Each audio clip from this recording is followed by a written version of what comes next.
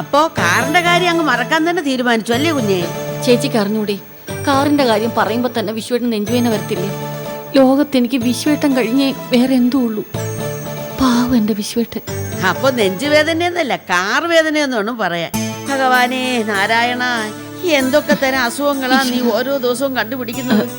കാറിന്റെ ഇൻഷുറൻസ് കിട്ടുമെന്നാ വിശ്വേട്ടൻ പറഞ്ഞതേ. അതൊക്കെ ആരെയും ഏൽപ്പിച്ചിട്ടുണ്ടെന്ന്. അവര് ശരിയാക്കും. എന്നോട് ഈ കാറിന്റെ കാര്യത്തിൽ ഇടപെടരുതെന്നാ വിശ്വേട്ടൻ പറഞ്ഞിരിക്കുന്നത്.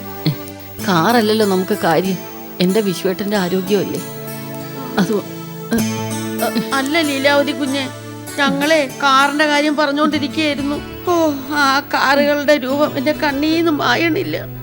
ആ ഭഗവാൻ വിളിച്ചാ പോവാതിരിക്കാൻ പറ്റുമോ?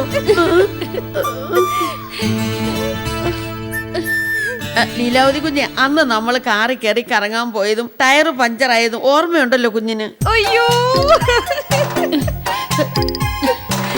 സതി കുഞ്ഞെ, അന്നൊരിക്കൽ രമേശ് എന്നെ കാറിൽ കയറ്റൂല എന്ന് പറഞ്ഞപ്പോ കുഞ്ഞ് കാറിന്റെ ഡോറ് തുറന്ന് എന്നെ കയറ്റിയത് അതൊന്നും കണ്ണീന്നും മായണില്ല കുഞ്ഞെ. രണ്ട് കാറുകളും ഒരുമിച്ച് എനിക്ക് ഓർമ്മയായി പോയല്ലോ.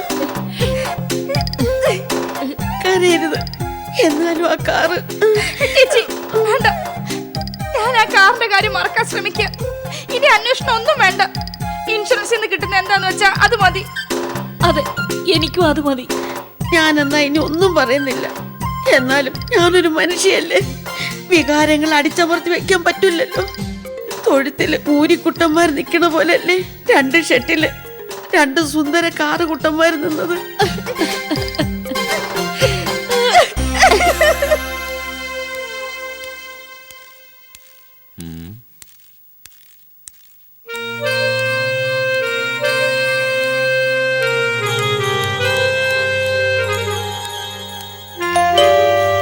വരുന്നു